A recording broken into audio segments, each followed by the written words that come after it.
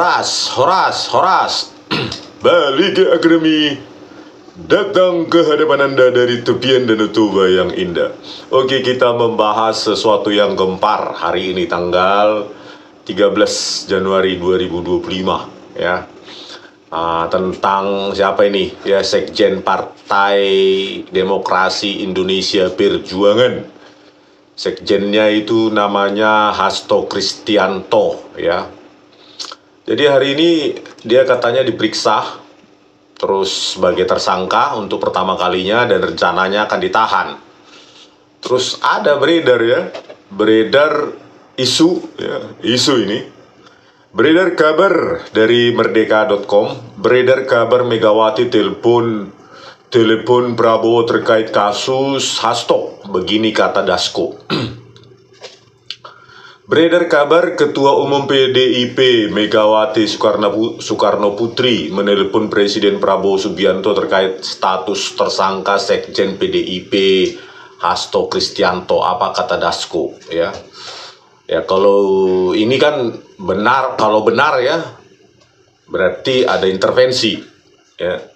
Kalau benar, kalau tidak ya sesuai dibantah oleh Dasko ini gitu loh.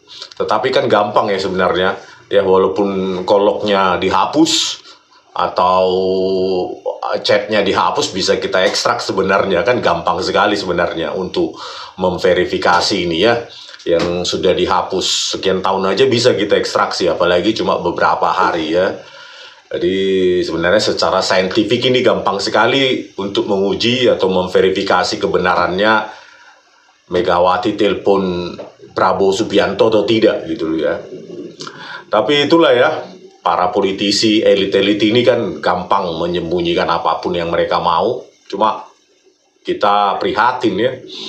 Untuk kasus yang misalnya dibenar, ya, untuk kasus yang seputar elit mereka gitu ya, bukan wong cilik seperti 8 terpidana kemarin itu ya, gampang sekali elit A menghubungi elit B gitu. Tapi kita sampai berteriak ya, para orang jelata kayak kita ini berteriak untuk Presiden Prabowo Subianto, untuk ya sekedar tanyakanlah, telepon Ketua Mahkamah Agung itu Sunarto, kenapa kau tolak itu PK-nya 8 terpidana itu, walaupun ada scientific evidence berupa SMS ekstraksi 22/14/10 almarhum Vina masih hidup, kok diabaikan sama Hakim Agungmu gitu. Cuma sekedar meminta Prabowo Subianto menghubungi Ketua MA saja pun susah ya, sampai sekarang tidak ada realisasi. Tetapi kalau ini benar ya, betapa gampangnya diantara mereka ya, elit A menghubungi elit B, bla bla bla bla bla Hasto ya, bla bla bla bla gitu ya, gampang ya. Ya. Padahal janji-janji politik mereka ya wong cilik, bukan demi elit kami, demi ini kami, bukan ya. Wong cilik, orang kecil untuk vote getter. Ya, apa kata Dasko? Coba kita baca ya. Ini Dasko, petinggi Gerindra ini ya, Ketua Harian DPP Partai Gerindra, Sukmi Dasko Ahmad. Ya, beredar kabar ya, Megawati Soekarno Putri menelpon Presiden Prabowo Subianto terkait status tersangka Sekjen PDIP Hasto Kristianto. Menanggapi hal itu, Sukmi Dasko Ahmad membantah Megawati menelpon Prabowo. Belum ada Megawati telepon Prabowo, kata Dasko. Ya, kalau berani ayo kita buktikan secara saintifik, benar nggak gitu kan. Tapi kan mereka orang elit ya, nggak mungkin bisa kita akses HP-nya atau apapun perangkat elektroniknya ya. Belum ada, selesai kan. Mereka elit di Republik ini punya hak untuk bantah dan tanpa ada bukti ilmiah ya. Dia menegaskan kasus Hasto merupakan urusan penegak hukum. Dalam hal itu KPK, Komisi Pemberantasan Korupsi, katanya ya, KPK.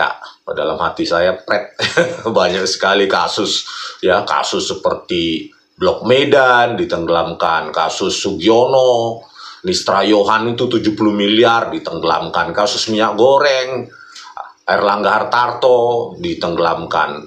kasus-kasus lain yang jauh lebih besar juga ditenggelamkan ya. Sampai saat ini tidak ada tindak lanjut sama sekali oleh KPK ini. Makanya dipertanyakan nih Komisi Pemberantasan Korupsi atau komisi entah apalah namanya sekarang ya. Sulit untuk mempercaya mereka untuk tegak lurus, bukan berdasarkan kekuasaan ya.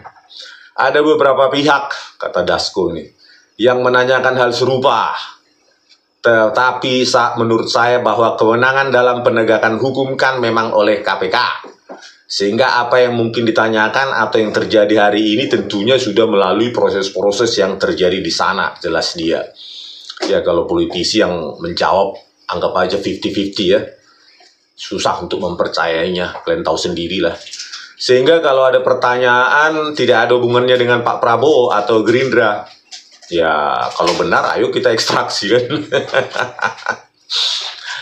Hasto diperiksa hari ini ya tanggal 13 Januari 2025. Didampingi seluruh penasihat hukum kami datang ke KPK untuk memenuhi seluruh kewajiban saya sebagai warga negara RI, kata Hasto.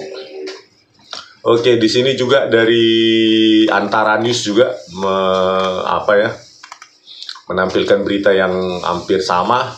Gerindra tepis, Hasto belum ditahan KPK karena Megawati telepon Prabowo. Ya, kalau ini ya, benar terjadi, ya karena Megawati telepon Prabowo, Hasto harusnya ditahan menjadi tidak ditahan.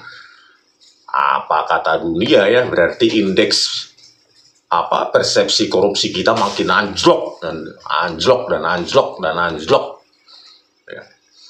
Tapi ketika kita minta tolong bantuan Prabowo Subianto ya, supaya mendengarkan keluhan kita, bagaimana ini ya 8 terpidana yang akan meringkuk di penjara padahal ada scientific evidence yang dengan enteng diabaikan Hakim Agung. Minta tolong kepada Prabowo Subianto untuk mendengarkan nasib wong cilik ini. Susahnya minta ampun. Ya nasib orang kecil hanya diperalat ketika kampanye saja ya, sampai pukul-pukul meja itu. Demi rakyat akan kami kejar di antar kita. Aduh, biar ya inilah berita yang sama. Kalau ada pertanyaan tidak ada hubungannya dengan Pak Prabowo atau Gerindra, belum ada. Statement politisi 50-50 lah kita taruh ya. Jangan 60-40 ya, 50-50. Percaya dan tidak percaya. Oke, ada beberapa pihak menanyakan hal serupa ya. Begitulah ya, sanggahan para politisi ini kan banyak kepentingan ya, kita tahu sendiri. Tapi kalau ini benar terjadi sangat disayangkan ya. Harusnya kalau ditahan gitu loh. Inilah kelemahan dari KPK yang sudah dilemahkan ya, direvisi ya oleh rejim Joko Widodo ya. Bagaimana dibuat mereka menjadi di bawah struktur pemerintahan ya, bukan lagi komisi yang di luar pemerintahan. Ya, penyadapan, penggeledahan harus izin Dewan Pengawas ya, lemah lah, bisa diintervensi kapanpun ya, semua orang juga tahu itu. Ya begitulah ya, kalau mau kuat ya kembalikan lagi ke awal, bahkan lebih diperkuat ya. Terus undang-undang tindak pidana korupsi ya harus diperkuat gitu, hukumannya harus lebih berat kalau mau Indonesia ini lebih baik. Itu yang kita harapkan ketika Presiden Prabowo terpilih ya. Undang-undang untuk maling uang rakyat ini harus dibuat lebih keras. Kalau bisa hukuman seumur hidup atau mati, perampasan aset dan segala macam lah. Sampai mereka miskin. Tapi belum ada ya. Hampir 100 hari ini, jalan 100 hari ya hasilnya 0. Masih omong-omong. Oke, apa sih sebenarnya kasusnya Hasto Kristianto ini ya? Dari Antara ini ada infografisnya. Ya, Komisi Pemberantasan Korupsi ya. Jadi dalam kasus Harun Masiku itu yang sekarang masih missing person atau pencarian ya.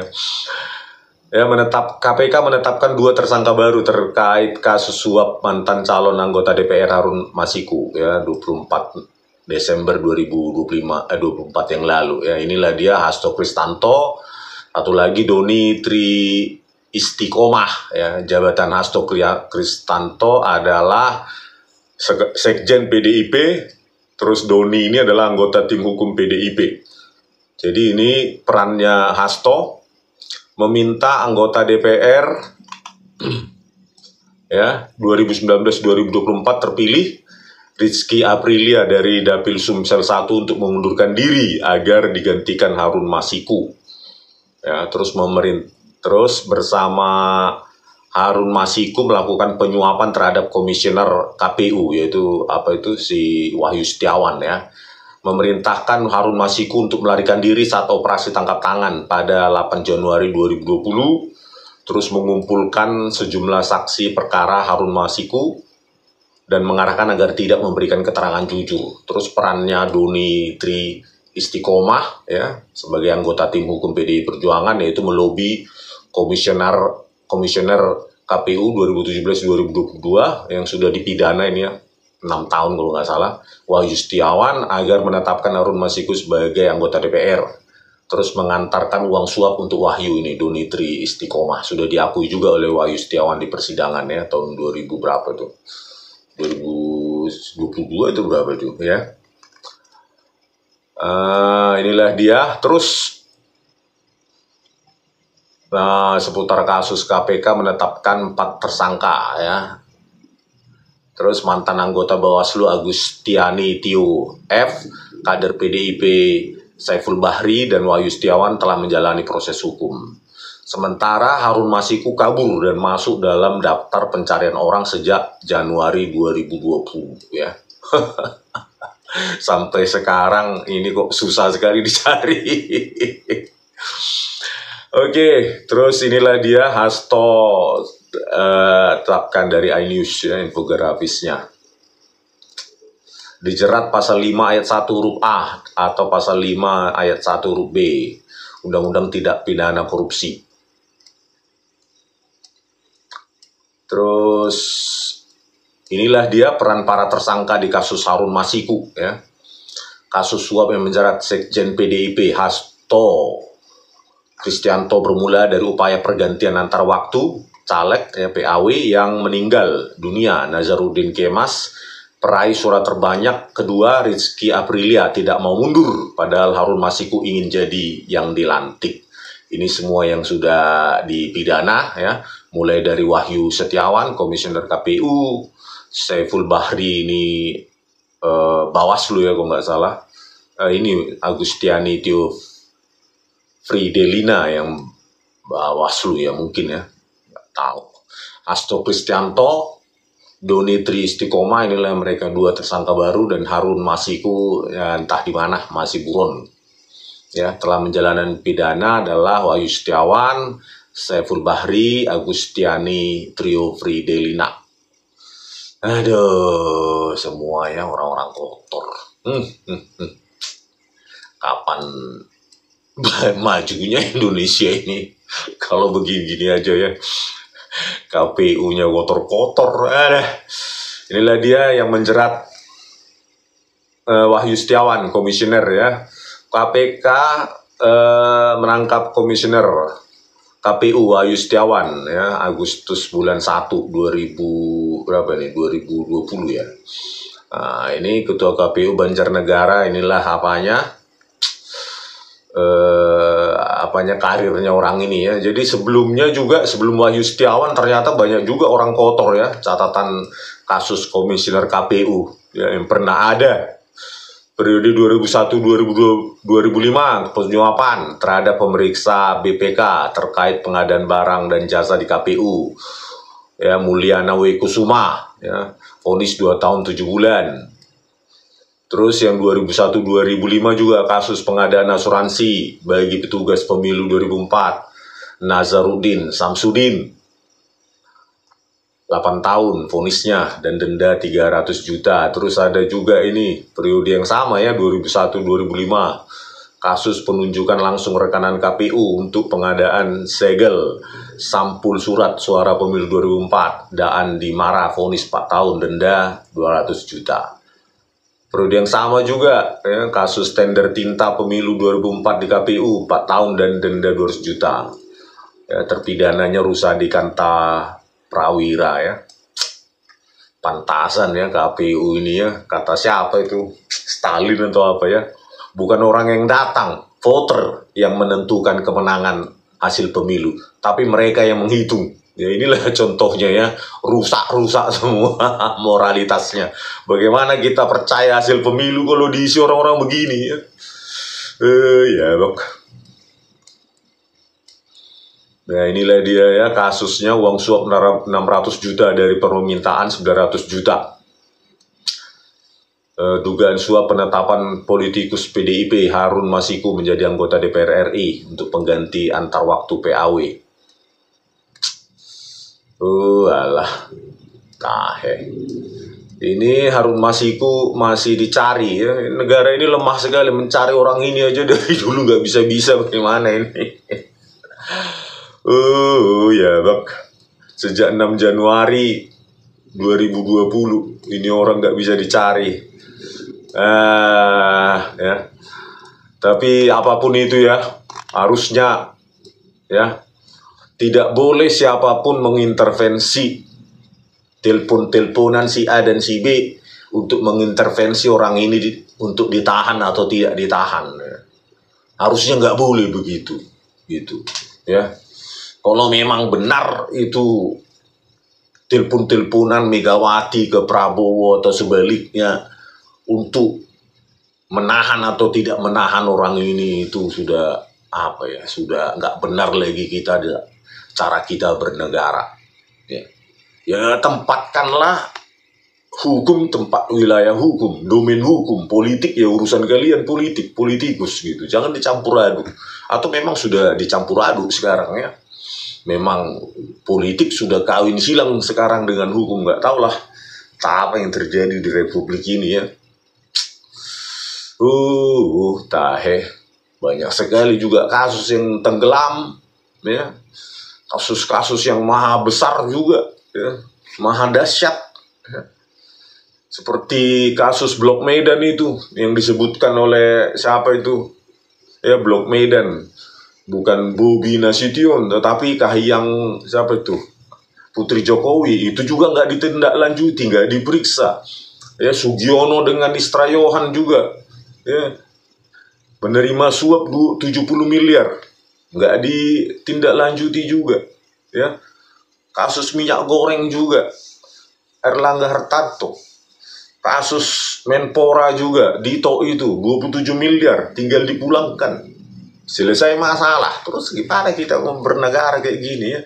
Terus apalah wibawa KPK ini ya?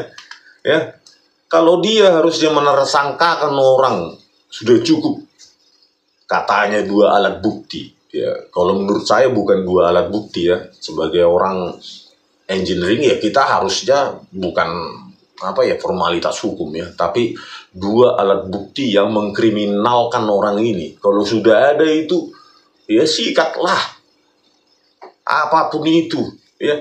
Kau memang dipilih oleh apa pemimpin, siapa yang memilih KPK ini ya, mengajukan presiden, dipilih oleh Komisi 1, terus menghambanya kepada siapa? Kepada rakyat atau kepada penguasa? Aduh, nggak ada lagi ya wibawanya KPK ini, saya lihat sih. Semua sudah meragukan ya, karena manalah tanggapan kalian ya, kalau begini kita bernegara ini ya. Kalau hukum bisa ditelepon-teleponin ya, kita nggak tahu lagi lah ini ya. Janganlah hanya karena pentolan di sana apa ya, nggak boleh gitu.